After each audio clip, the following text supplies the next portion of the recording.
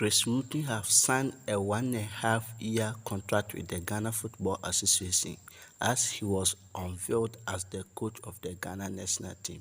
Let's see how it all happened.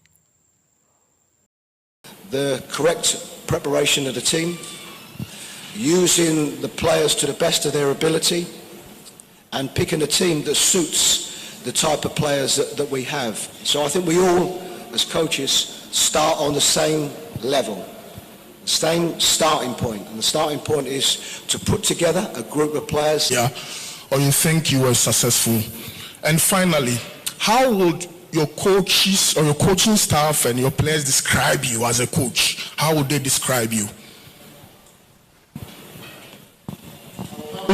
Suggest that we keep our questions short and probably one question per person, so that the rest could also get a chance and ask their questions. Thank you, Kwabena Obin Efri, for your question. Harry, do we take the questions or he responds? Yes. Okay, go ahead with the response, Coach. Yes, if you're asking me, firstly, why I am in this role, and the obvious answer to this one is because the Football Association of Ghana asked if I would do this role, and after whether I would be interested in being the next head coach. It's a role that I didn't hesitate to accept. As regards my capabilities for this role, I've been in football for a long time, not only as a head coach but also as an assistant coach. I was an assistant coach for some 14 and a half years before I was a head coach. Then went on to be a head coach, and for those that know my career as a head coach, that has been in the Championship in England, but also managed 3 teams in the Premier League in England. So I think my standing and credentials as a coach of coaching at a good level, I think is good. You know, everybody has different opinions. The difference, of course, is managing or coaching at international level and club level. And of course there is a difference. You know, the preparation time is less. Of course at club level you have the players day in and day out to be able to develop a team. But this is international football, so every coach or every manager in international football has the same difficulties, and we have to get round them.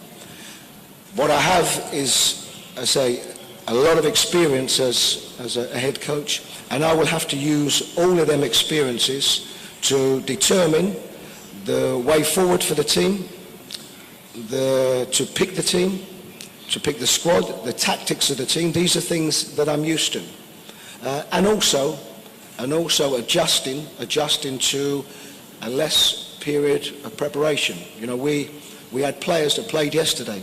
So in effect we'll train on Tuesday, we'll train on Wednesday and play a game on Thursday. So these are the things that I would like to think that my years in experience have allowed me to do.